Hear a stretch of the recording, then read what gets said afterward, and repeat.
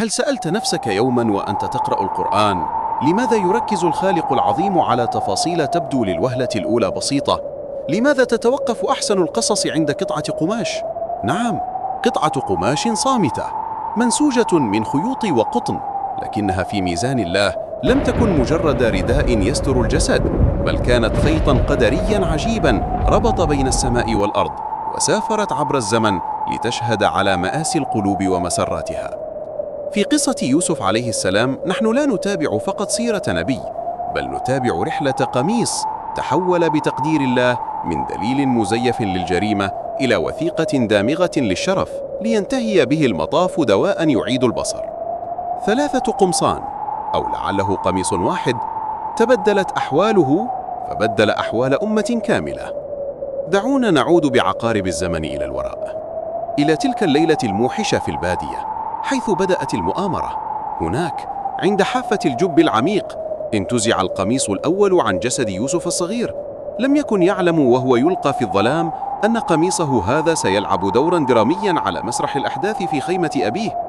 حين قرر الإخوة أن يمحوا أثر جريمتهم لم يجدوا ساترا سوى هذا القماش، فعمدوا إلى شاة فذبحوها وأخذوا يلطخون نسيج القميص بدمها، ظنا منهم أن الدم وحده يكفي لإقناع نبي كيعقوب بموت ابنه. عادوا في جنح الظلام يتباكون والدموع تسبق كلماتهم، وألقوا القميص بين يدي الأب المفجوع قائلين: أكله الذئب.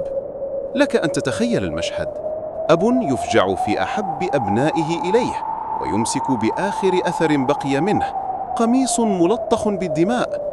في تلك اللحظة كان من المفترض أن ينهار يعقوب تماما، أن يغيب عقله من هول الصدمة، لكن بصيرة النبوة لا تغيب. أمسك يعقوب القميص وبدأ يقلبه ويتفحصه بعين الخبير وبعين الأب وبعين النبي. رأى الدم يغطي القميص، لكنه ذهل حين رأى أن النسيج سليم، لم يمزق ولم يخدش ولم تظهر عليه آثار أنياب أو مخالب. هنا نطق القميص بصمته وأخبر الحقيقة التي عجزت الألسنة عن قولها. ضج يعقوب بالبكاء وقال قولته التي خلدها التاريخ كأذكى استنتاج جنائي عرفته البشرية: سبحان الله، متى كان الذئب حليما كيسا هكذا يأكل ابني ويبقي على قميصه صحيحا فلا يمزقه؟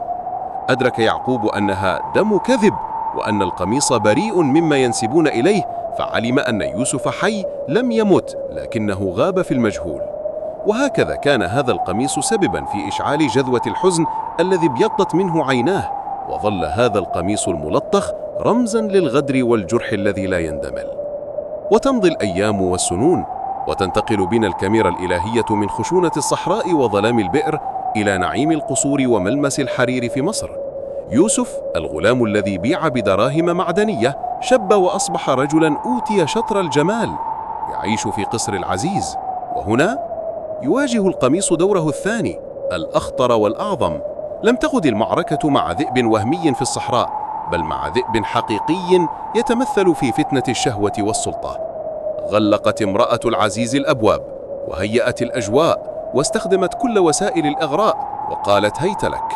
في تلك اللحظة الحاسمة حيث تزل الأقدام وتعمى القلوب، رأى يوسف برهان ربه فانتفض هاربا بقلبه وجسده نحو الباب.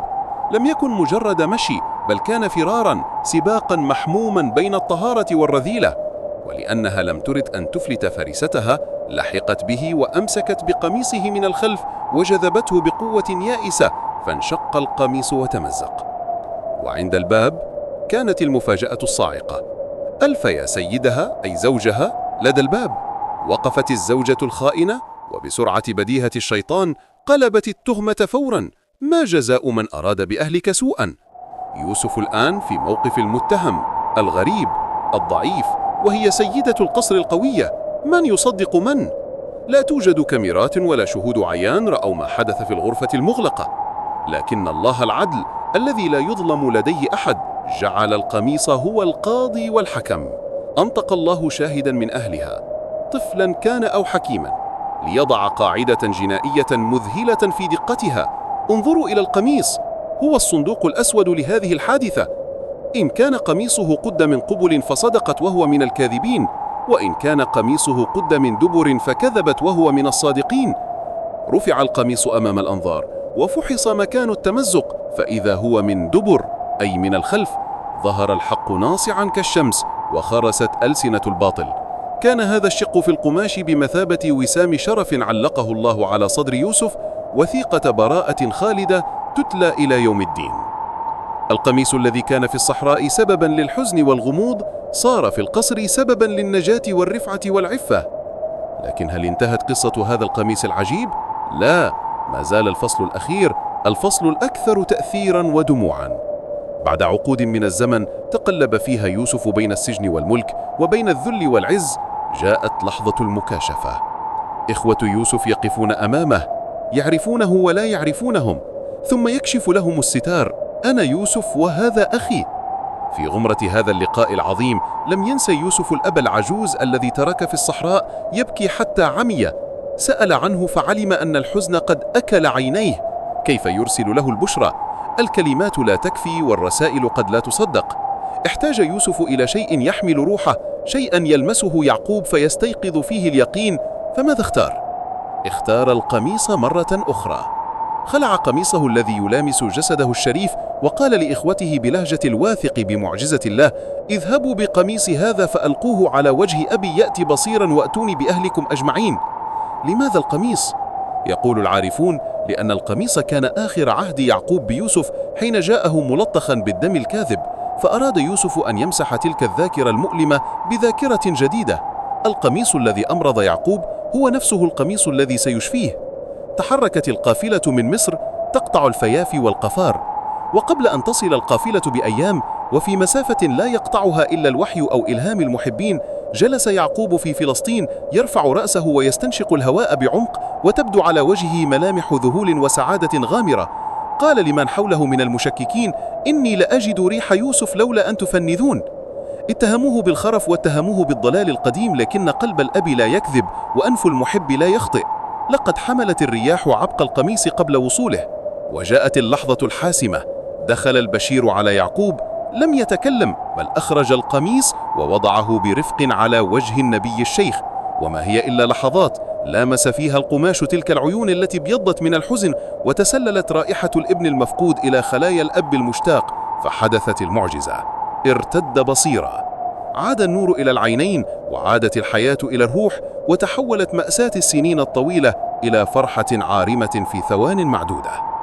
تأمل الآن معي هذه الرحلة العجيبة.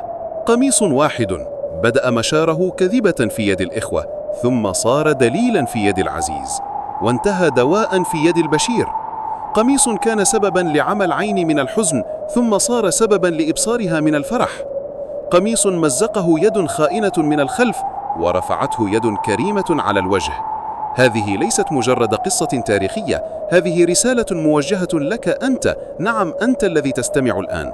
تعلمك أن الأشياء في هذه الحياة لا تحمل الخير أو الشر بذاتها، بل هي أقدار الله التي تجري عليها. تعلمك أن الله قادر أن يقلب المحنة إلى منحة، وأن يخرج من نفس السبب الذي ألمك سببا لسعادتك. قد يكون قميص بلائك الذي تبكي عليه اليوم وتظنه نهاية العالم هو نفسه الخيط الذي ينسج لك به قميص نجاتك غدا. فلا تيأس من روح الله، مهما طال ليل البئر، ومهما اشتدت ظلمة السجن، ومهما طالت سنوات الفراق، فإن القافلة تسير، ورياح الفرج قد هبت، وقميص البشرى في طريقه إليك ليلقى على وجه حزنك، فترتد بصيرا وترى حكمة الله في كل ما جرى. وتذكر دائما قول العليم الخبير في ختام هذه القصة العظيمة: إن ربي لطيف لما يشاء، إنه هو العليم الحكيم.